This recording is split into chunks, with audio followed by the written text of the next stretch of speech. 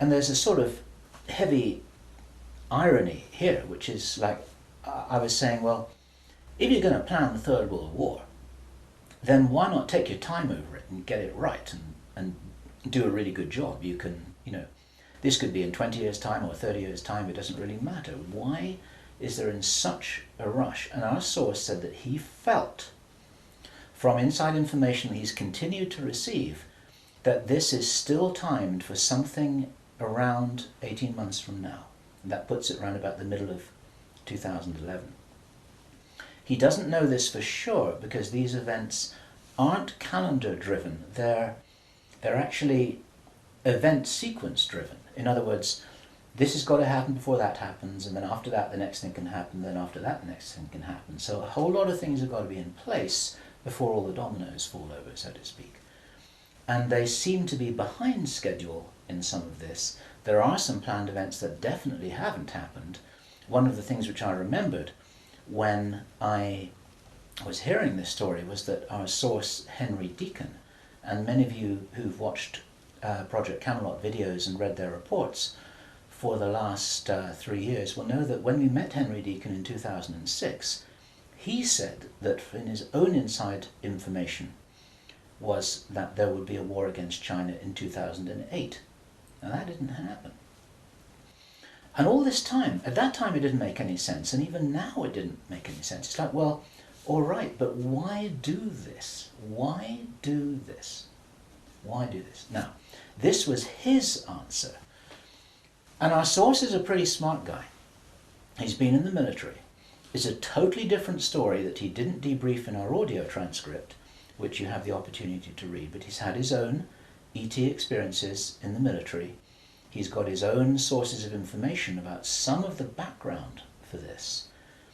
He says that he's as sure as he can be that the people who are calling the shots in the world, you can call them the Illuminati, the controllers, the cabal, whatever name you have for them, they believe that there is going to be what he called a geophysical event, a major geophysical event.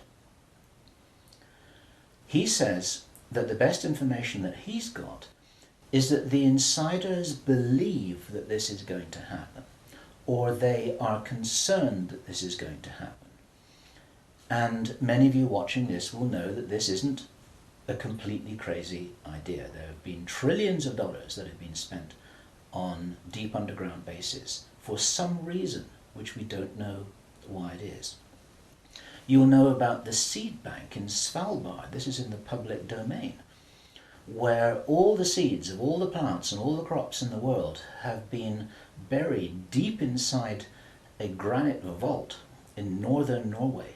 There are many precautions being taken as if something might happen that could really threaten some of these valuable resources, including the seed banks of the world. Now, if there is going to be a geophysical event as they believe, this is because it seems to be preserved Illuminati inside knowledge, whether it's true or not, that there are repeated cyclical geophysical events about every 11,500 years. Information about what really happened to Atlantis was very probably in the Great Library of Alexandria that burnt down a couple of thousand years ago. There are persistent rumors that much of that information has been retrieved and it's in the Vatican Library. This is information which is not in the public domain and which the insiders may have access to. Whether it's accurate or not, the important thing is to realize that they probably believe that this will happen and they're making their precautions. And this might be the justification for this insanity that we've just heard about in this plan. Consider this. He said, if there's going to be a major geophysical event, something like a pulse shift, maybe it's Planet X, maybe it's some kind of energetic phenomenon that the solar system is going to be moving into, that's going to somehow destabilize the Earth or the Earth's crust in some way. We don't know.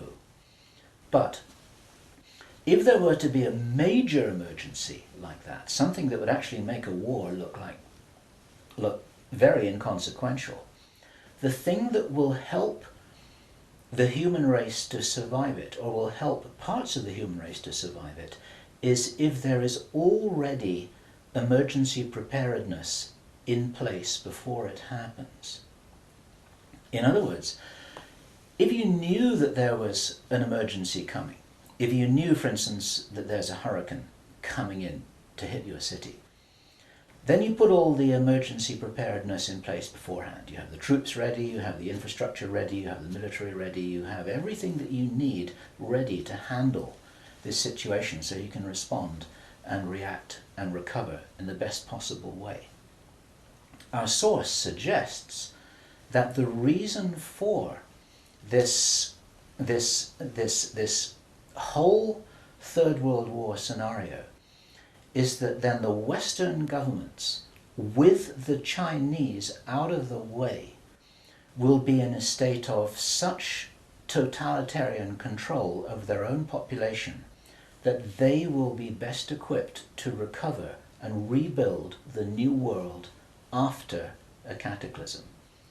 And he thinks that this is what's happening. And I have to tell you that this terrible logic makes sense to me, that they would think that way. I'm not for a moment agreeing that this will happen.